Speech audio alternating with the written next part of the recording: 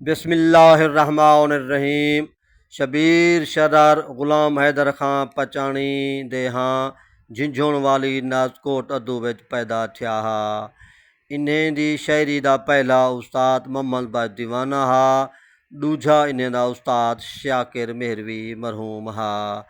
इन्हें 1993 कने शायरी शुरू की है ते इन्हें दियां कई किताबां छप चुके हैं जिंदे विचों आस छेकड़ी सड ते अंत वगैरह मशहूर हैं। ये इनकलाबी शायर सोहने कलाम लिखदे, गज़लां भी चंगियां लिखदे। कुछ इन्हें दे इनकलाबी शेर सुनो।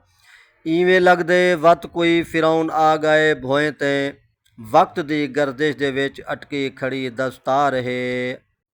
अज दे बजट उत्ते इन्हां दा शेर पूरा उतरदे। शहर दा सुल्तान केड़ा जालिम है, जिंदगी दा खराज मंगदा पे। अज दी आवाम जरा को सुचेंदी पई है, उंदी नुमाइंदगी करेंदी है। शरारा दे मेरी धरती दे खुदावो सुन गिनो कन खोल के, मैं तुहाड़ी जात दे इनकार दा सोचन लगा। बड़ा मुनफरिद शेर लिखे ने।